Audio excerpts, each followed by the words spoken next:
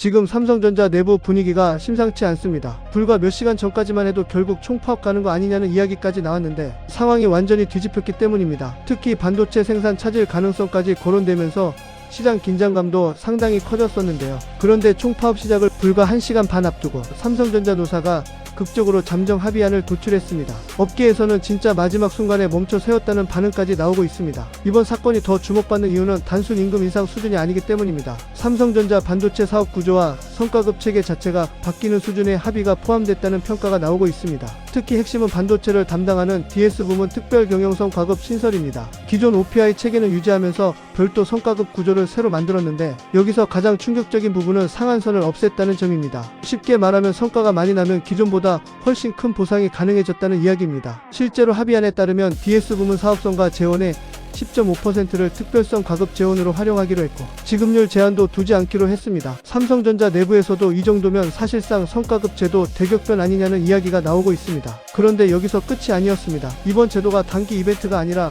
무려 10년간 적용된다는 점 때문입니다. 노사는 2026년부터 2035년까지 장기 적용에 합의했고 영업이익 기준도 구체적으로 명시했습니다. 특히 2026년부터 2028년까지는 DS 부문 영업이익 200조 원을 달성하면 지급하고 이후 2029년부터 2035년까지는 연간 영업이익 100조 원 달성 시 지급하는 구조입니다. 시장에서는 이 기준 자체가 삼성전자 반도체 부활 자신감을 보여주는 것 아니냐는 분석도 나오고 있습니다. 최근 몇 년 동안 반도체 업황 침체와 경쟁 심화로 삼성전자 내부 분위기가 상당히 흔들렸던 만큼 이번 합의는 단순 노사 협상을 넘어 조직 안정화 신호라는 해석도 나옵니다. 특히 이번 총파업 위기가 현실화됐다면 글로벌 반도체 공급망에도 상당한 영향이 갈 수 있다는 우려가 컸습니다. 실제로 해외 투자자들도 삼성전자 노사 갈등 흐름을 예의주시하고 있었다는 이야기가 나오고 있습니다. 반도체 생산 라인 특성상 장기 파업이 이어질 경우 생산 차질뿐 아니라 고객사, 신뢰 문제까지 연결될 수 있기 때문입니다. 그런데 정부까지 직접 움직였다는 점도 이번 사건의 핵심입니다. 중앙노동위원회 사후 조정이 결렬되면서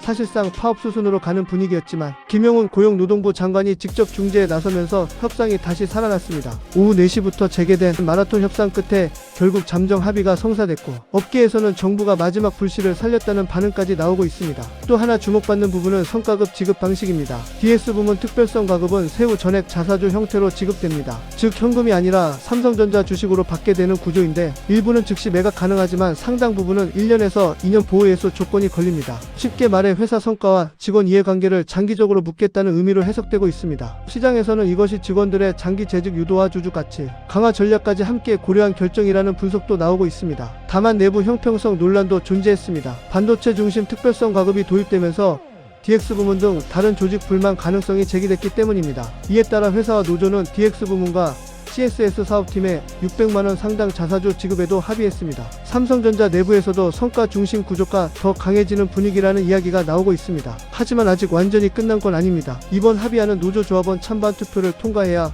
최종 효력이 발생합니다. 만약 부결될 경우 총파업 가능성이 다시 살아날 수도 있다는 전망도 나오고 있습니다. 특히 강경 노조 분위기가 일부 남아있다는 분석도 있어 시장은 아직 긴장을 완전히 풀지 못하는 상황입니다. 그럼에도 업계에서는 이번 극적 합의가 삼성전자 최대 위기 중 하나를 일단 넘긴 신호라고 평가하고 있습니다. 최근 AI 반도체 경쟁과 글로벌 기술, 패권 전쟁이 치열해지는 상황에서 삼성전자 내부 안정성이 굉장히 중요한 변수였기 때문입니다. 결국 이번 사건은 단순 임금 협상이 아니라 삼성전자 미래 경쟁력과 반도체 조직 운영 방향까지 연결된 문제였다는 분석이 많아지고 있습니다. 과연 이번 합의가 삼성전자 반도체 반등의 전환점이 될지 그리고 앞으로 노사 관계가 얼마나 안정적으로 이어질지 시장 관심이 계속 커지고 있습니다. 지금처럼 빠르게 변하는 삼성전자와 반도체 이슈 흐름을 계속 놓치지 않으려면 구독과 좋아요 부탁드립니다.